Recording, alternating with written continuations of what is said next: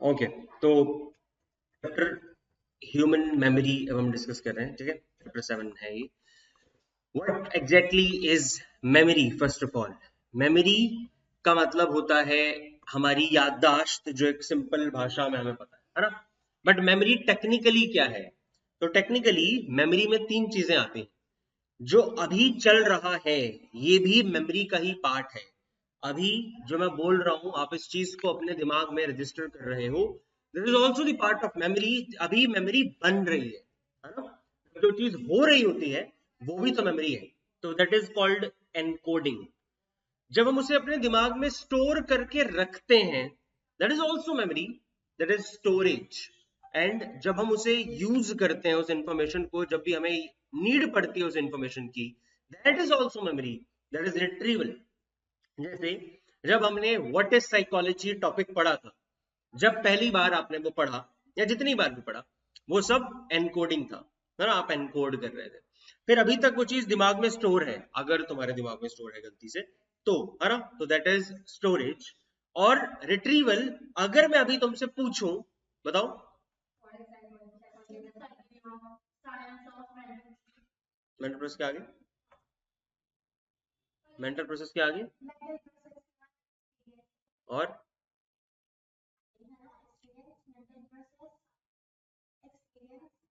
दो बार एक्सपीरियंस, मतलब अलग अलग लोगों का एक्सपीरियंस।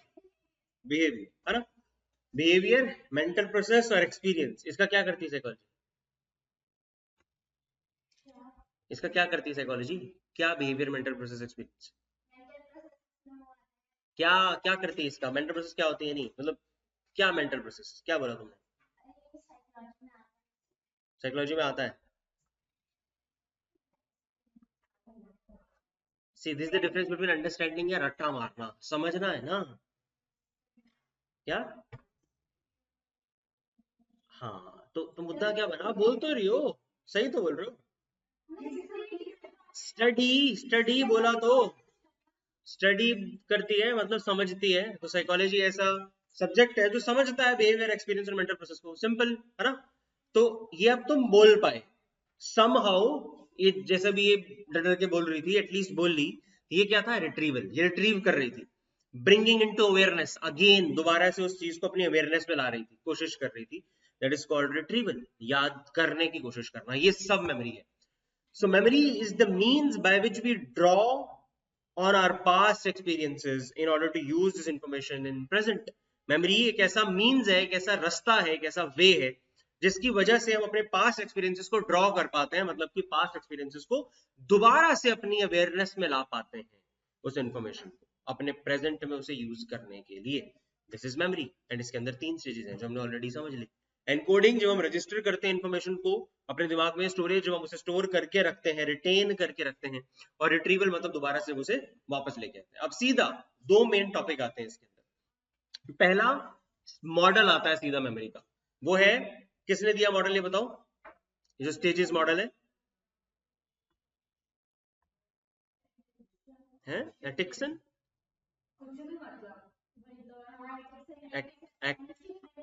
एटिक्सन, एटकिंसन, एटकिंसन एंड शिफरिन का ये मॉडल है, that is the stage model. Stage model of memory में उसने बताया कि मेमोरी में हमारी कुछ स्टेजेस हैं। सबसे पहले इंफॉर्मेशन सेंसरी मेमोरी में जाती है। सेंसरी मेमोरी क्या होती है? जो हमारी सेंसेशन की मेमोरी होती है, हमारी सेंसेस में भी मेमोरी है। जो हम देखते हैं, जो भी कुछ आपने देखा, थोड़ी देर तक ही सही, पर वो हमारे दिमाग में स्टोर रहता है, और वो थोड़ी देर बहुत थोड़ी देर है, दैट इज सम सेकंड्स, एक second, 2 second. This is sensory memory. जैसे जब हम रोड पे चल रहे हैं, हमें बहुत कुछ दिखता है, वो एक एक सेकंड तक हमारे दिमाग में स्टोर रहता है। हम स्कूटी चला रहे हैं, कार चला रहे हैं, साइड में कोई चीज थी, इधर एक बैरियर सा था लेट से, वो हमें दिखा, हमने उसको पार कर लिया, वो मेमोरी से चले गया। पर जब तक उसे पार नहीं किया वो हमारी मेमोरी में था, राइट। अच्छा, फॉर एग्जाम्पल हम स्कूटी ड्राइव कर रहे हैं, हमें पता है हमारे लेफ्ट साइड पर, अभी अभी शीशे में देखा, पीछे एक बाइक वाला है, अभी यहाँ पे बाइक वाला है। तो अब मैंने आगे देखा, 1 सेकंड तक, 1.5 सेकंड तक, 2 सेकंड तक हो सकता है वो मेरे दिमाग में रहे कि हाँ भाई पीछे बाइक वाला है, मैंने इधर को नहीं मुड़ा। अब उसके बाद वो हम मुझसे भूल जाएंगे क्योंकि हम उससे आगे निकल गए या वो आगे निकल गया, राइट। तो मतलब सेंसेस में जो चीज थी वो भी एक आधे सेकंड तक हमें याद रहती है, that is sensation memory, sensory memory. सबसे पहले इंफॉर्मेशन वही जाती है क्योंकि हम उसे सेंस करते हैं। उसके बाद जब हम उस चीज पर अटेंशन देते हैं, लाइक अब बहुत सारी इंफॉर्मेशन है, जिस भी एक चीज पर हम अटेंशन देंगे, राइट, वो चीज किस में घुस जाएगी, शॉर्ट टर्म मेमोरी में घुस जाएगी, वो इंफॉर्मेशन शॉर्ट टर्म में चले जाएगी, यानी कि एक लार्जर कैपेसिटी है अब इसकी। तो शॉर्ट टर्म मेमोरी की कैपेसिटी, कैपेसिटी मतलब स्मॉल है, ड्यूरेशन मेरा मतलब था जब मैंने बोला लार्जर कैपेसिटी, मतलब जितनी देर तक स्टोर करके रख सकते हैं उसकी कैपेसिटी ज्यादा है, but overall storage capacity short term memory की कम है, क्योंकि सेंसेशन में हम बहुत सारी चीजों को एक साथ अपने सेंसेशन में ला सकते हैं। मैंने ये भी देख लिया, वो भी देख लिया, इधर भी देख लिया, उधर भी देख लिया, बहुत सी चीजें एक साथ हमें दिखती हैं जब हम आगे देखते हैं, सामने कहीं भी देख रहे हो आप, बहुत से साउंड एक साथ सुनाई दे सकते हैं, बट हम सेलेक्ट किसी किसी को करते हैं, जो आपको ऑलरेडी पता है चैप्टर 5 में से, राइट, अटेंशन, किसी एक ही चीज को सेलेक्ट कर सकते हैं, तो हमने ऐसे किसी भी एक चीज पर उतनी बहुत सारी में से अटेंशन दी, जिस चीज पर अटेंशन दी वो चीज हमारी शॉर्ट टर्म मेमोरी में चले जाएगी। What is short term memory, इसका दूसरा नाम वर्किंग मेमोरी भी होता है।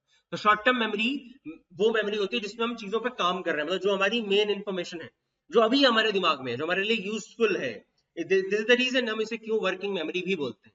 तो शॉर्ट टर्म मेमोरी की कैपेसिटी वैसे कम है क्योंकि इसके अंदर कम चीजें आ सकती हैं पर थोड़ी ज्यादा देर तक रुकती हैं।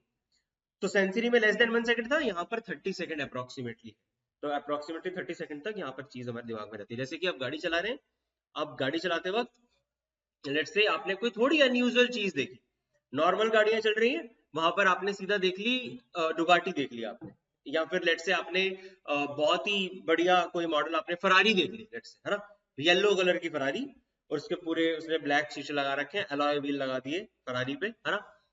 तो अगर उसने फरारी को भी ऐसा बना दिया बिल्कुल देसी वाला टाइप, है ना, और मान लो ऊपर उसके झंडा लगा हुआ है जय श्री राम वाला फरारी के पीछे, है ना, तो अगर ऐसे फरारी आपने देखी तो थोड़ी सी अनयूजुअल है ना, ये चीजें कम देखने को मिलती है। ऐसी चीज देखी इस पर अटेंशन चलेगी, अब ये चीज कम से कम नहीं तो 30 सेकंड तक तो आपके दिमाग में रहेगी, चाहे कहीं भी चले, है ना।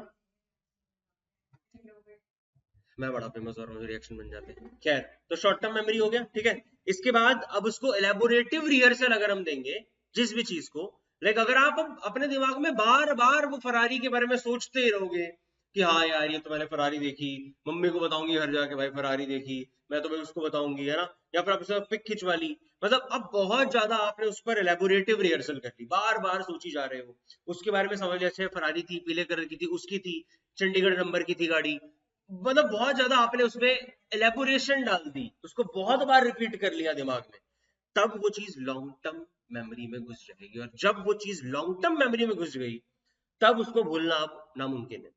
जैसे कि अब लॉन्ग टर्म मेमोरी की capacity up to life time है, राइट, इसकी ड्यूरेशन मतलब लाइफ टाइम तक चीज याद रह सकती है, और इसकी कैपेसिटी भी अनलिमिटेड है, क्योंकि आपकी लॉन्ग टर्म मेमोरी में आज बहुत सी चीजें ऑलरेडी स्टोर्ड है।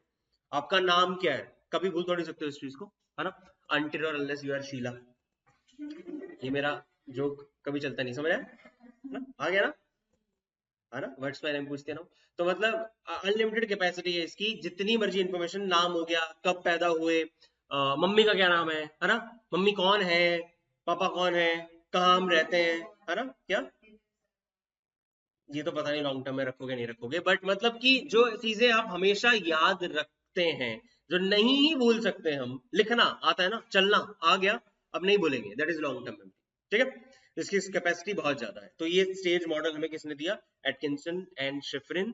इंफॉर्मेशन सबसे पहले सेंसरी मेमोरी में जाती है, इसमें दो चीजें मेन याद रखनी है कि कितनी ड्यूरेशन और कितनी कैपेसिटी। सेंसरी मेमोरी की कैपेसिटी बहुत ज्यादा है, ड्यूरेशन बहुत कम है। शॉर्ट टर्म मेमोरी की कैपेसिटी कम है, ड्यूरेशन थोड़ी ज्यादा है सेंसरी से।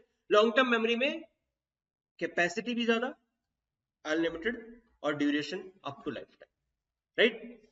कोई चीज सेंसरी से शॉर्ट टर्म में कैसे जाती है और शॉर्ट टर्म से लॉन्ग टर्म में कैसे जाती है, या शॉर्ट टर्म की ही कैपेसिटी जितनी मैक्सिमम हो सकती है उस तक कैसे कर सकते हैं, उसके लिए हम कुछ प्रोसेसेस का यूज करते हैं, that is called control processes.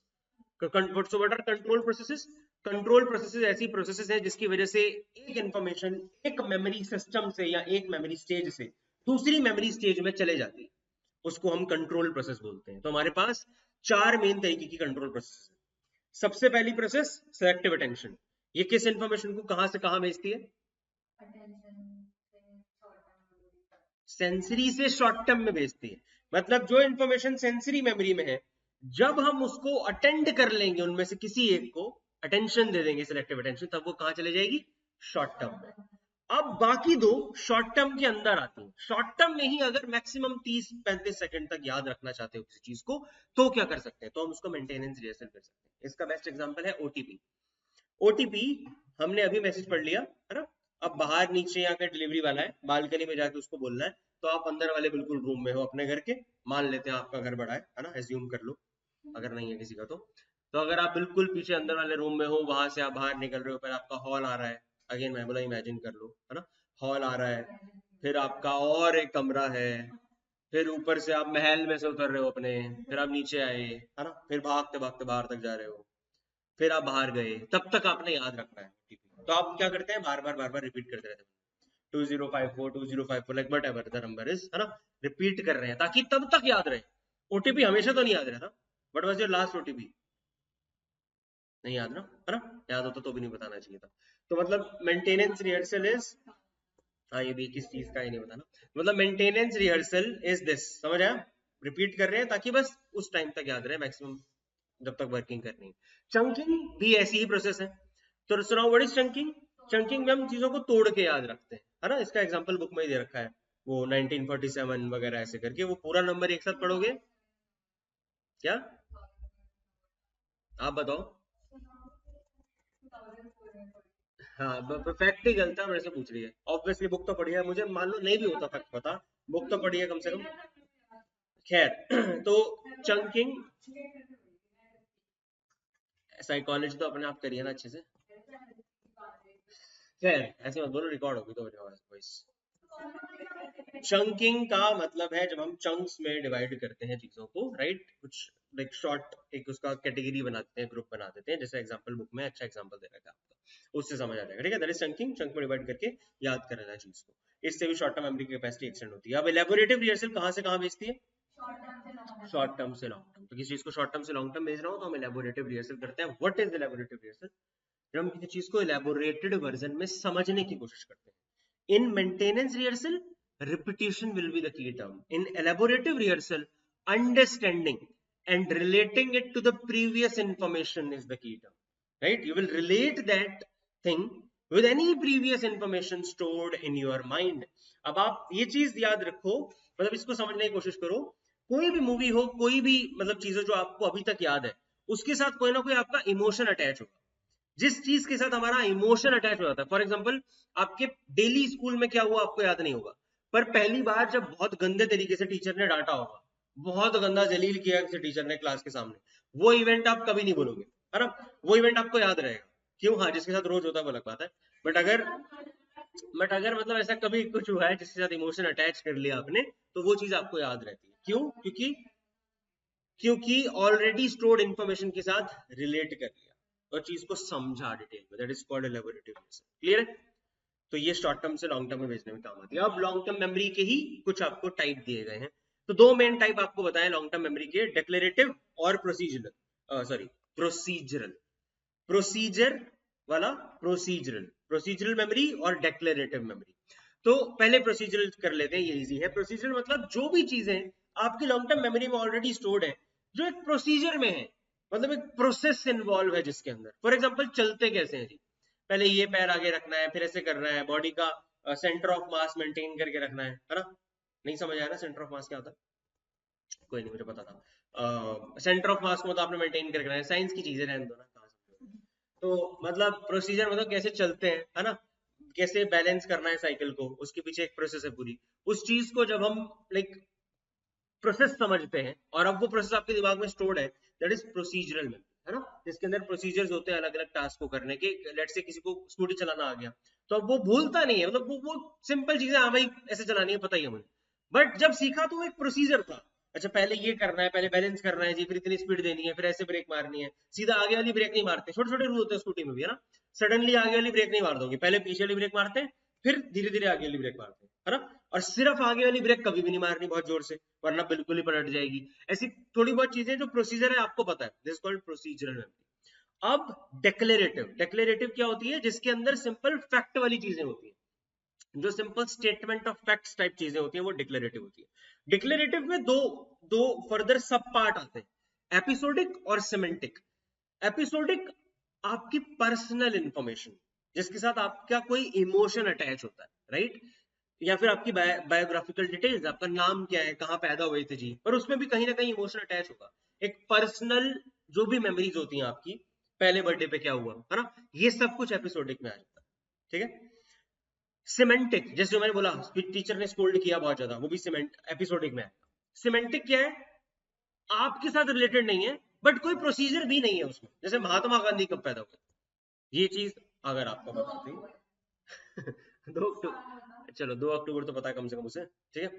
तो ये चीज है ना, वो भी क्या पता उस दृश्यम मूवी से पता हो आपको, है ना। अच्छा चलो जो भी, तो मतलब ये सिमेंटिक मेमोरी हो गई, ठीक है। अच्छा, अगर गांधी गांधी की बात करें सिर्फ तो फिर वो सिमेंटिक होगा। अगर दोस्त के बर्थडे वाली बात करी, इमोशन अटैच हो गया इसलिए पता है, तो वो एपिसोडिक में आ जाएगा, है ना, ये फर्क है। तो जो जनरल अवेयरनेस की चीजें हैं, बेसिक नॉलेज की चीजें, प्रधानमंत्री कौन है जी, है ना, अब आगे चल के क्वेश्चन बनेगा राम मंदिर कब बना भाई, है ना, पर नहीं ये भी नहीं बोल सकते, है ना। नहीं, राम मंदिर को किस में रखोगे बताओ, है ना। वैसे कायदे अनुसार टेक्निकली वो सिमेंटिक होना चाहिए, पर हम उसे चलो इमोशनल में रखते हैं, है ना। मतलब जो भी बेसिक नॉलेज की चीजें हैं वो सिमेंटिक में आ जाती है, ठीक है। तो जनरल अवेयरनेस, बेसिक नॉलेज की चीजें जो आम चीजें हैं, भाई इंडिया कब आजाद हुई, ये तो यार तुम सारी चीजें ऐसे कर दोगे, मतलब बेसिक है ना, कि भाई उसका ये नाम है जी रैंडम बंदे का, ये फैक्ट हमें पता है वर्ल्ड वॉर 1 तब हुई थी, तब हुई थी। हाँ, ये आपकी बेसिक नॉलेज सेमेंटिक, मतलब बेसिक फैक्ट्स जो चीजें हैं वो सब सेमेंटिक में आती है। क्लियर हो गया, जो सिंपल मीनिंग पता है और जिसमें इमोशन अटैच है, आपकी पर्सनली रिलेटेड चीजें हैं, वो सब एपिसोडिक में। और देन प्रोसीजर में जो प्रोसीजर इन्वॉल्व है, ये दो टाइप की मेमोरी है, एक में सब पार्ट है, एक में नहीं है। क्लियर, ये लॉन्ग टर्म मेमोरी के टाइप है, बाकी के नहीं। That is all for this model Atkinson और शिफरिन का। इसके बाद दूसरा मॉडल आता है, यही अब एक मेन टॉपिक है, बाकी तो इजी है सब कुछ, इसको समझते हैं। अब दूसरा मॉडल है levels of processing. Now what is levels of processing? Levels of processing दूसरा मॉडल था, ये किसने दिया बताओ? Correct, crack and Lockhart. Crack and Lockhart ने ये मॉडल दिया और इसने बोला कि भाई लेवल ऑफ प्रोसेसिंग होता है, उस पर डिपेंड करती है हमारी मेमोरी। मतलब जिस तरीके से आप किसी चीज को प्रोसेस करोगे उस पर डिपेंड करेगा कि चीज कितनी देर तक याद रहेगी। लेवल ऑफ प्रोसेसिंग ने क्रिटिक किया था एटकिंसन और शिफरिन का। उसने बोला क्या डब्बे डब्बे बना दिए तूने में, कि भाई मेमोरी में ये डब्बा है, एक स्टोरेज सिस्टम है जी, इस बॉक्स से निकल के मेमोरी दूसरे में चले जाएगी, ऐसा नहीं होता भाई। इट इज सिंपली कि हम कितना ढंग से किसी चीज को समझने की कोशिश कर रहे हैं, कितना ढंग से हम उसे एनालाइज कर रहे हैं, कितना ढंग से हम उसे लाइक समझ रहे हैं, परसीव कितने ढंग से कर रहे हैं चीज को, उतना बढ़िया आपको उतनी देर तक याद रहेगी। सिंपल फंडा है। इसने बोला 3 लेवल है। फर्स्ट लेवल, अगर आपने चीज के सिर्फ फिजिकल स्ट्रक्चर को देखा है तो वो चीज कम देर तक याद रहेगी, है ना। जैसे एक बच्चे ने सिर्फ ए बनाना सीख लिया, अभी अभी मैंने उसे मतलब नहीं बताया, अभी मैंने उसे बोला भाई एक ऐसी लाइन मार, एक ऐसी लाइन मार और बीच में से ऐड कर, बस इतना सिखाया, वो जल्दी भूल जाएगा अगर उसको सिर्फ इतना सा पता है तो। अगर हम उसे इंटरमीडिएट लेवल पे ले जाएं और उसको साथ में बोल दें ये तो तूने डंडी ऐसे बनाई है और उसको बीच में से जोड़ा है, इसको ए बोलते हैं, अब तूने इसको ए प्रोनाउंस करना है, ए ए, और ऐसे करके ऐसे दो दो कर्व बना देगा, वो बी हो जाएगा। सिंपल एक कर्व ऐसे बनाएगा, उसको सी बोलते हैं। ये क्या है, स्ट्रक्चर के साथ फोनेटिक साउंड भी समझा दिए। तो अगर इंटरमीडिएट लेवल तक चीज को हमने समझ लिया कि स्ट्रक्चर के साथ साथ उसका साउंड भी हमने परसीव कर लिया, दो सेंसेशन ऐड हो गए यहाँ पर, विजुअल और आपका ऑडिटरी, है ना, तो अब और ज्यादा देर तक वो चीज याद रहेगी। डीपेस्ट लेवल प्रोसेसिंग है कि अगर हमने उस चीज के मतलब को समझ लिया, मीनिंग को समझ लिया। हाँ, ए ये होता है, मतलब इस चीज को ए बोलते हैं, और ए इंग्लिश लैंग्वेज का एक लेटर है जिसका आगे जिंदगी में भाई तेरी बहुत यूज होने वाला है ना। बिना लिखाई पढ़ाई के कुछ नहीं होता, तो लिटरेट ही इसी वजह से कहलाएगा, मतलब ढंग से उसको मीनिंग हमने समझा दिया चीज का, अब उसको ऑब्वियसली ज्यादा देर तक याद रहेगी, है ना। तो डीपेस्ट लेवल मतलब मीनिंग पढ़ना, ये सब पे लागू होता है। नोट्स में स्पेशली ये लाइन मैंने लिखी है, ये आपकी मतलब उसके लिए जरूरी नहीं है, एग्जाम पॉइंट ऑफ जरूरी नहीं है, बट आपके लिए वैसे जरूरी है, पढ़ो इसे। This view of memory will help you realise that while you are learning a new lesson, जैसे कि अभी कर रहे हो, you must focus on elaborating the meaning of its content. in as much detail as possible and not depend upon rote memorization. क्या होता है rote memorization? What is rote memorization? rote रट्टा मारना सुना है? उसको इंग्लिश में रोट मेमोराइजेशन बोलते हैं. कोई बात नहीं, इंग्लिश के लिए मैं जज नहीं करता. रोट मेमोराइजेशन हम बोलते हैं रट्टा मारने को. अगर तुम्हें रट्टा मारना भी नहीं पता था तो गलत बात थी, है ना. चलो ये तो नया वर्ड है, सीख लिया. आपसे याद रखना, रट्टा मारने को रोट मेमोराइजेशन बोला जाता है. ठीक है.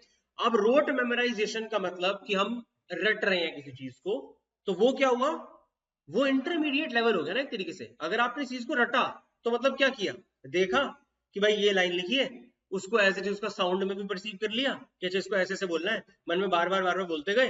That is simply maintenance rehearsal. थोड़े टाइम के लिए याद रहेगी, फिर उसके बाद आप उसे भूल जाओगे. एलेबोरेटिव रिहर्सल करनी जरूरी है.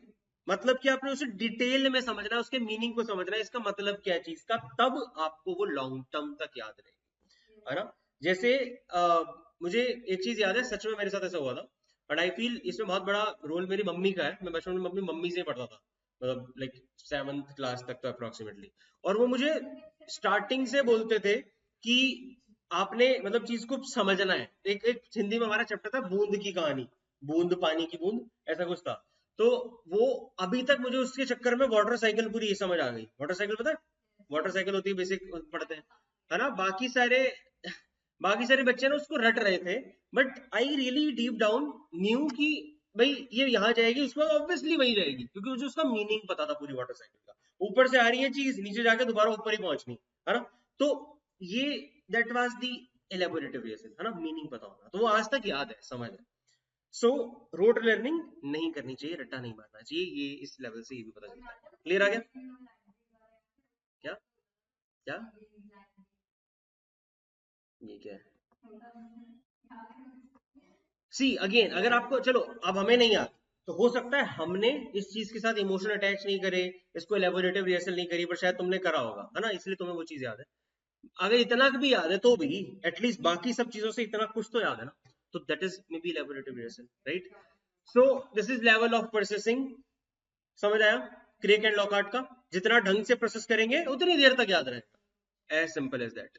नाउ देन, फिर हम भूलते क्यों हैं? अब इस चैप्टर में आता फॉरगेटिंग, कि हम भूलते क्यों है किसी चीज को. आप लोगों को तो पता होना चाहिए ना, भूलते ही रहते हो. What is emotion? इतनी बार पूछ लिया मैंने सही में. तो मोटिवेशन ही पता है, इमोशन भी पता होना चाहिए.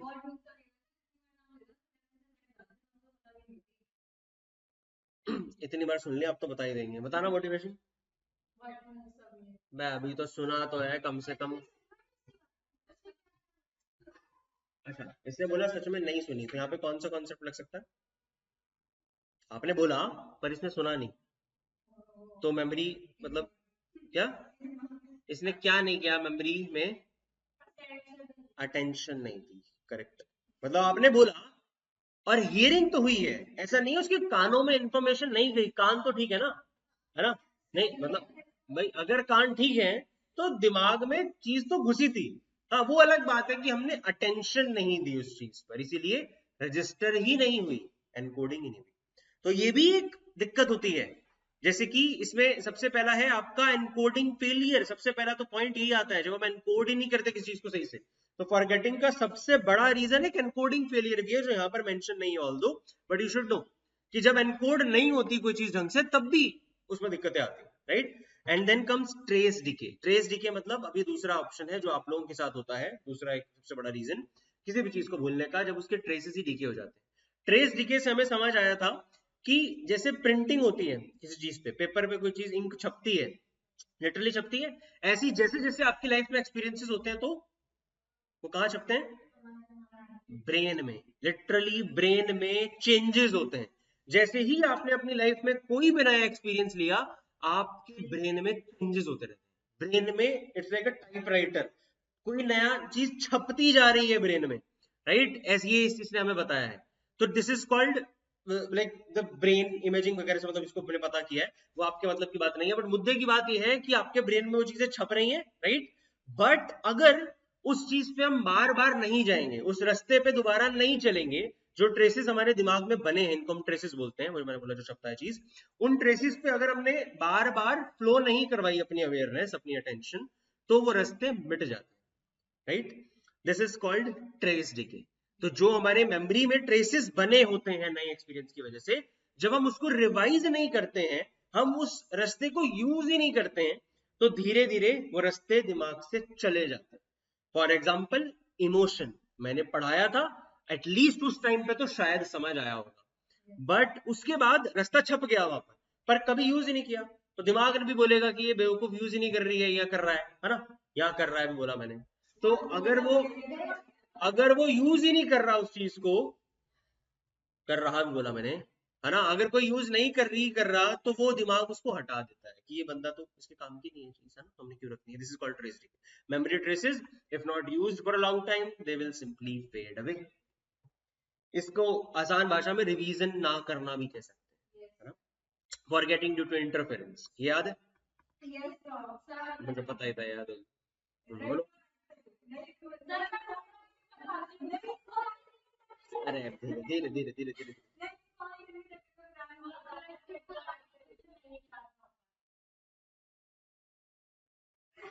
कोई बात नहीं, कोई बात नहीं। प्रो प्रोएक्टिव,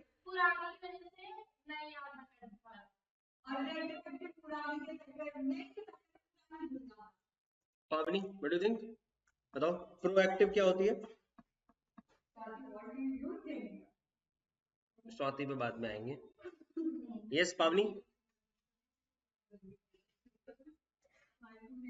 सर प्रोएक्टिव का मतलब होता है जब हम कोई नई इंफॉर्मेशन नहीं ले पाते, मतलब नहीं रिटेन कर पाते किसी पुरानी इंफॉर्मेशन की वजह से, और रेट्रोएक्टिव का मतलब होता है जो पुरानी इंफॉर्मेशन है हमारे दिमाग में उसको हम भूल जाते हैं नई इंफॉर्मेशन की वजह से। सही बोला इसने। अब इसको याद कैसे रख सकते हो? रेट्रो, कैसे तुमने कैसे याद किया बताओ?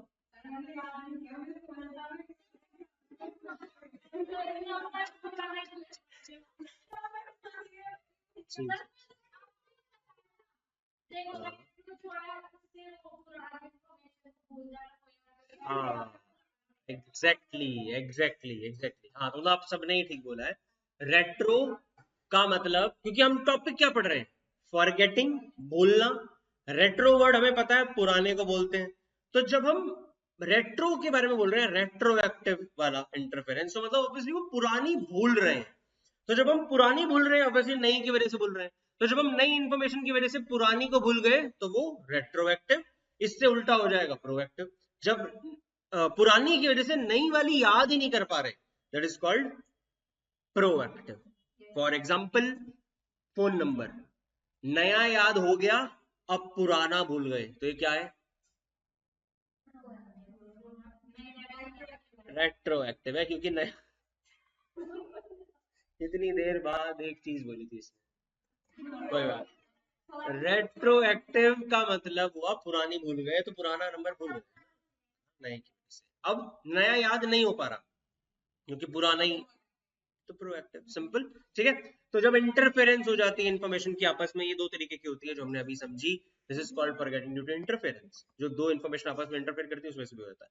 अब लास्ट है रिट्रीवल फेलियर। रिट्रीवल फेलियर क्या होता है कि जब हम किसी चीज को रिट्रीव नहीं कर पा रहे हैं, अपने दिमाग में दोबारा से अवेयरनेस में नहीं ला पा रहे, एनकोड भी ढंग से किया था भाई, रिवाइज भी किया था, बट एग्जाम में बैठे हैं, याद नहीं आ रहा यार, वो एक वर्ड याद नहीं आ रहा, बस ऐसा होता है कई बार कि बस यार वो क्लिक नहीं हो रहा, पता मुझे है, ढंग से पता है, वहीं पर ही कोई थोड़ा सा हिंट मिल जाता है, एग्जाम से बाहर निकल के लगता है ये तो आता था, ये नहीं लिखा, वही एग्जैक्टली। सो ये होता है due to retrieval failure, you should apply it. This is how a mature person should think, if you are studying it you should apply it. ये क्यों होता है? जब हम रिट्रीवल क्यूज नहीं देते अपने आप को काफी, तो अपने आप को याद रखने के लिए क्यू देना होता है। जैसे अभी ये जो हमने किया था ना कि आप याद कर लो, रेट्रो से याद कर दो कि भाई वो ऐसा है ना, this is called cues, hints देना खुद को, ताकि चीजें लॉन्ग टर्म तक याद रहे। अब जब हम एग्जाम देने बैठेंगे तो शायद आपके दिमाग में ये क्यू आ जाएगा कि अच्छा रेट्रो का मतलब मुझे पता है, तो this is a Q for retroactive interference, है ना। दिस नॉलेज कि मुझे रेट्रो का मतलब पता है, this knowledge is a Q for me, is a hint for me. तो जब हम ऐसे अपने लिए बहुत सारे क्यूज नहीं देते हैं किसी भी इंफॉर्मेशन को एनकोड करते वक्त, तब दिक्कत आ जाती है रिट्रीवल फेलियर की। तब तो समझ नहीं आएगा, तब हो जाएगा कि हाँ समझ आ गया बस बहुत है, but if you will not give yourself enough cues to remember it at that time when you will use it, तो दिक्कत होगी। That is called retrieval failure. पता है सब है, मेमोरी में स्टोर भी है, बट क्यूज ही नहीं दिए तो याद ही नहीं आ पा रही। सो रिट्रीवल क्यूज आर एब्सेंट और इनअप्रोप्रिएट, या कई बार गलत क्यूज भी हम याद कर लेते हैं, है ना। अगर गलत याद कर लोगे कुछ, फॉर एग्जांपल आपने रेट्रो वाला उल्टा कर लिया, प्रोएक्टिव में याद कर लिया, तो भी दिक्कत है, तो भी रिट्रीवल फेलियर। ठीक है, सो इन 3 मेन रीजन से हम भूलते हैं, और इसके अलावा एक एनकोडिंग फेलियर भी है कि जब एनकोड ही ना हो पाए information. Is it clear? Clear. अब इसके बाद लास्ट बहुत ही छोटा सा टॉपिक है कि भाई अब मेमोरी कैसे इंप्रूव कर सकते हैं। तो मेमोरी कैसे इंप्रूव की जाती है? मेमोरी को इंप्रूव करने के लिए जो हम टेक्निक्स का यूज करते हैं, उन टेक्निक्स को टेक्निकल भाषा में निमोनिक्स बोला जाता है। मिनीमोनिक्स कुछ नहीं होता, निमोनिक्स। ठीक है, एम क्या, कोई नहीं, मैनोमोनिक्स बोल लो, कम से कम स्पेलिंग ठीक लिखो, क्योंकि इस स्पेलिंग के नंबर होते हैं। तुम्हारे स्कूल की बात मैं बिल्कुल नहीं कर रहा हूँ, तुम्हारे तो पता नहीं किसी के नंबर होंगे, बट नॉर्मल एक अच्छे खासे स्कूल में, जहाँ पर लिटरली एक साइकोलॉजी का ही टीचर साइकोलॉजी को पढ़ाता है, ऐसे स्कूल में निमोनिक लिखने के ही नंबर मिलते हैं। ठीक है, तो निमोनिक्स ऐसी ट्रिक्स होती हैं जो हम यूज करते हैं अपनी मेमोरी को इंप्रूव करने के लिए। 2 तरीके के निमोनिक्स बताए हैं, निमोनिक्स यूजिंग इमेजेस और निमोनिक्स यूजिंग ऑर्गेनाइजेशन। इमेजेस वाले निमोनिक्स 2 तरीके के हैं, एक है कीवर्ड मेथड, सॉरी कीबोर्ड, अरे कीवर्ड ही होगा ऑब्वियसली, है ना, कीवर्ड मेथड, और दूसरा the method of Loki. What is this now, बताओ। राइट, हाँ हाँ, ठीक है ठीक है, एक सेकंड। मतलब कि when you give yourself a keyword, right, when you give yourself a keyword for any another word or any other thing, that is a keyword method. For example, इसको हम keyword method भी बोल सकते हैं, जो अभी हमने किया retroactive वाले। retro is the keyword for you to know retroactive interference, so that retro word is a keyword for you to remember that whole thing, right? This is a keyword method. And then method of Loki मैंने आपको समझाया था, location, Loki stands for location। अपने दिमाग में locations बना के हम याद कर सकते हैं चीजों को, उससे भी ज्यादा देर तक वो चीज हमें याद रहती है। मेथड ऑफ लोकी, कि हमने इसका मैंने आपको एग्जांपल दिया था, याद है, लिस्ट वाला, कि मम्मी ने कुछ लाने को सामान दिया है, एक सामान किचन का है, एक सामान आपने लेट से आपने टूथब्रश लेना है अपने लिए, है ना, और एक सामान आपने लेट से कोई अपने स्कूल के लिए कुछ लेना है, कॉपी पेन वगैरह लेना है ना। तो आप अपने दिमाग में बना सकते हो कि पहले मैं अपने रूम से उठा, पहले मैं किचन में गया, फिर मैं वॉशरूम में गया, और उसके बाद I went in my study room, है ना। तो मतलब किस तरीके से लोकेशन याद कर लिया आपने, kitchen washroom then study room, kitchen washroom study room. तो किचन से वो चीज याद रहेगी जो किचन की लानी है, वॉशरूम वाली चीज याद रहेगी, और अपना जो भी आपने पढ़ने का सामान था वो याद रहेगा आपको स्टडी रूम से। तो लोकेशन वाइज अपने दिमाग में हम प्लांट कर सकते हैं, इससे भी लॉन्ग टर्म में चीजें याद रहती है। देन आता है निमोनिक्स यूजिंग ऑर्गेनाइजेशन। ऑर्गेनाइजेशन से कैसे याद रख पाते हैं, वो तो हो गए इमेजेस, इमेजेस की फॉर्म में, ये है ऑर्गेनाइजेशन की फॉर्म में। ऑर्गेनाइजेशन की फॉर्म में it will be like chunking और फर्स्ट लेटर टेक्निक। चंकिंग का मतलब चीजों को चंक में डिवाइड करके याद करना, ये एक मेथड भी है मेमोरी को इंप्रूव करने का, जो हमने ऑलरेडी समझ लिया, है ना। चंक्स में याद करना, जैसे हम अपने नंबर को करते हैं 9871, वो पहले है, फिर 4 वगैरह whatever. And then first letter technique, कि हम चीजों के पहले लेटर से उसका पूरा याद रखें। इसका तो बेस्ट एग्जांपल है हमारे पास, राइट, विबग्योर, है ना। विबग्योर में हमें उसको विबग्योर की तरीके से पता है, तो अब उसके आगे पूरे नाम याद करना इजी हो जाता है ना, वायलेट, बी वगैरह वटेवर जो भी है ना, ब्लू, है ना। तो that is simply first letter technique. ये किसी भी लिस्ट में आप ये कर सकते हो। आपको 12th क्लास में भी इवन कई सारी थ्योरीज ऐसी आएंगी जिसमें फर्स्ट लेटर टेक्निक बहुत ज्यादा काम आती है ना। So this is first letter technique. And then last is the suggestions for improving memory. तो सजेशन क्या हो सकते हैं, एक तो हमने अभी पढ़ा engaging in deep level processing, but क्या मतलब होगा इसका बताओ, है ना। उसको समझो, एंगेज करो, मतलब डीपली समझो चीजों को, इंटरफेरेंस ना होने दो जी, है ना, और अपने आप को इनफ रिट्रीवल क्यूज। ये तो बहुत सिंपल सी बात है ना। और इसके अलावा और भी बहुत सारे और हो सकते हैं जो अपने आप से लिख सकते हो। और PQRS की एक टेक्निक दी गई है जो आप अपने आप पढ़ोगे, है ना, आपकी बुक में से। ये बहुत अच्छी टेक्निक है, ये प्रैक्टिकल मेथड है जिसके थ्रू आप मेमोरी को इंप्रूव कर सकते हो। बताओ फुल फॉर्म बताओ इसकी। PQRST अलग है, ये मेथड है। हाँ, preview, question, read, self registration and test. Preview करो जो देखा पहले, फिर उसको अपने आप से क्वेश्चनिंग ज्यादा करो उस टॉपिक पे, जितने भी क्वेश्चन बन सकते हो बनाओ, फिर दोबारा उसे पढ़ो, read again, and then self recitation खुद के लिए बोलो और टेस्ट लो अपने आप का उससे। इस टेक्निक से आपको ज्यादा देर तक याद रहेगा, and that is all for this chapter. ठीक है, क्लियर है?